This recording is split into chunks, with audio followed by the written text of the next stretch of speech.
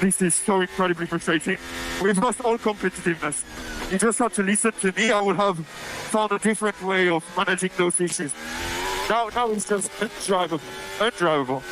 It's a miracle if we finish on the podium. Those words came from Charles Leclerc after the Hungarian Grand Prix. Not in a post-race interview, but live on team radio, with millions listening.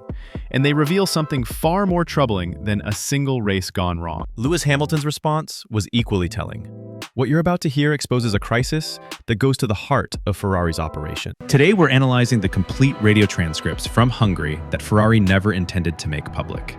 These aren't just frustrated drivers. They're symptoms of systemic failures that could reshape the championship fight. I'll break down what really happened during those crucial strategy calls, why two world champions are questioning their team's competence, and what this means for Ferrari's future. If you're interested in the tactical and strategic side of Formula One, this analysis will give you insights you won't find anywhere else. Hungary represented a crucial moment for Ferrari. After a disappointing first half of the season marked by strategic inconsistencies and underwhelming car development, they needed a strong performance. Leclerc delivered exactly what was required, a commanding pole position that put Ferrari in the optimal strategic position for Sunday's race. Hungary's characteristics favor track position. Overtaking is notoriously difficult, making the pole sitter the heavy favorite. Ferrari had everything they needed for victory.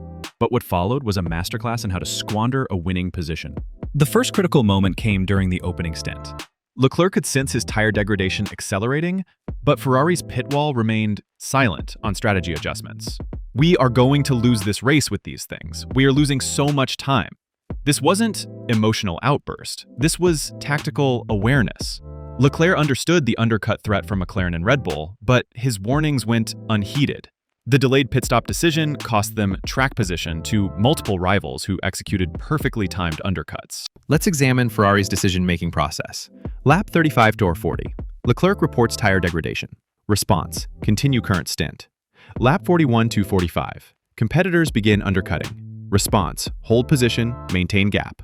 Lap 46. Finally pit Leclerc. Result: rejoins behind three cars that started behind him. This sequence reveals a fundamental disconnect between driver feedback and strategic execution. Hamilton's race presented different challenges, but similar strategic shortcomings. Starting from 12th, he needed an aggressive approach to move through the field. A bit of a sitting duck behind these guys. The tone in Hamilton's voice wasn't anger, it was resignation. For a driver accustomed to having multiple strategic options, being left without viable alternatives represented a complete breakdown in race management. Ferrari's conservative approach left Hamilton trapped in DRS trains with no strategic differentiation from the cars around him. Post-race analysis reveals that both drivers felt disconnected from their strategic team's thinking. Leclerc post-race: we need to discuss those things before doing those. This statement is particularly damning. It suggests that Ferrari wasn't even following their own pre-race strategic planning. Ferrari's problems extend beyond individual race strategy.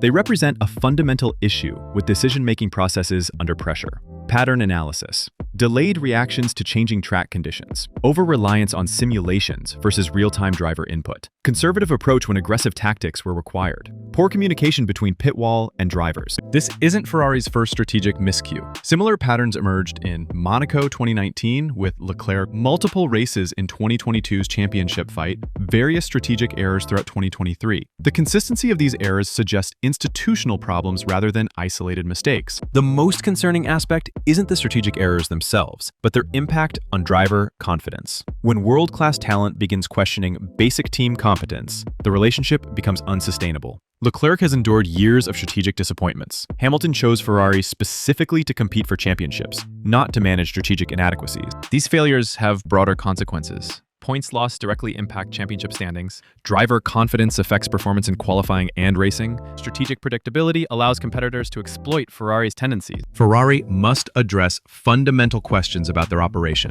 Do they trust driver instincts over simulation data? Can they execute decisive strategic calls under pressure? Is their communication structure effective? Ferrari has several options to address these issues. Immediate: review decision-making protocols, improve driver pit wall communication. Medium term: reassess strategic team personnel and processes. Long term: cultural change toward more aggressive, instinct-driven strategy. For Leclerc, continued strategic failures could influence his long-term commitment to Ferrari. For Hamilton, poor strategic support could undermine his final championship pursuit.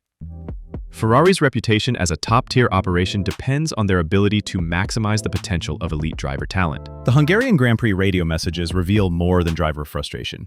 They expose systematic weaknesses that Ferrari must address to remain competitive at the highest level. Strategic excellence in Formula One requires split-second decision-making, clear communication, and trust between drivers and their teams. Ferrari currently lacks all three. For continued analysis of Formula One's strategic and technical aspects, subscribe for in-depth breakdowns that go beyond the headlines. What's your assessment of Ferrari's strategic capabilities? Share your thoughts in the comments. I respond to analytical discussions and different perspectives on these complex racing situations.